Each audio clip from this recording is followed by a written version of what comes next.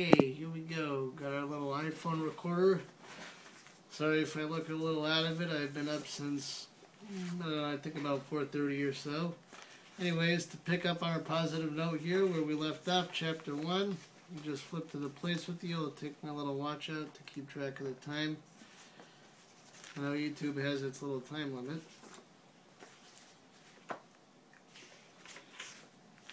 Okay, so we were talking about Kabbalistic contemplation, or what I believe to be a more accurate translation, analysis.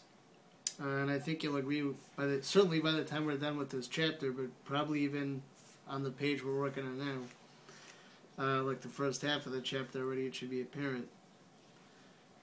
But we talked about how this book is kind of a continuation of another book written by the same author about how genuine feeling for God is predicated upon actually thinking, all right, and, thinking true facts, and specifically facts about how God constantly brings us into being from nothing. Those facts he revealed to, to Moses, our teacher, who passed that tradition on all the way down to us through the Torah leaders of the generation. And now we're going to talk about actually contemplation itself a little bit.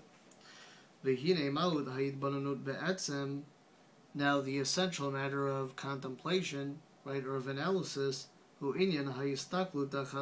the strong gazing. Here we're talking, of course, conceptually. It's not like, right? It's like with the mind. Okay, ba'amkus ha'inyan, into the depth of a matter, v'lamod alav harbe, and to stand on it very much, ad sheyavon also aborav, till a person knows it very clearly. B'kol chalakav beprati pratius, with all of its parts and its most minute details. V'hu bechinas pnimius bina hanikra b'lashon hagemara b'shem iyun.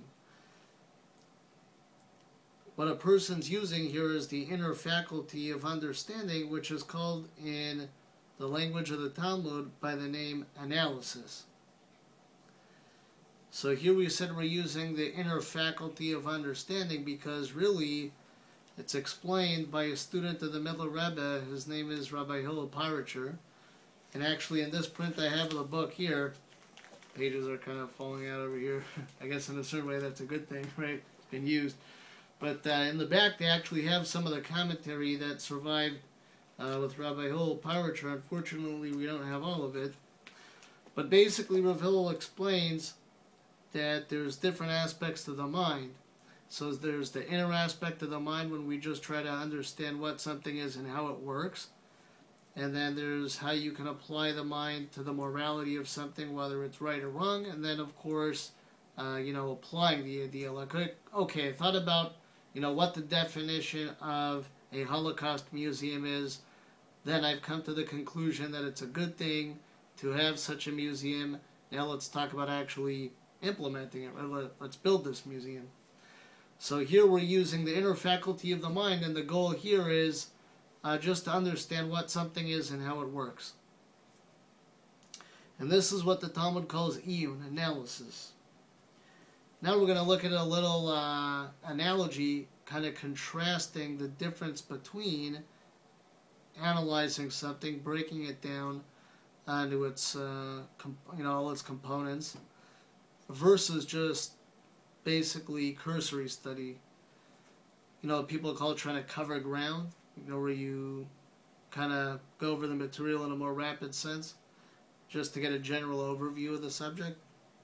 So I guess we'll leave off with that for now, and the next tape we'll just pick up where we left off with the analogy and the connection to what we're talking about.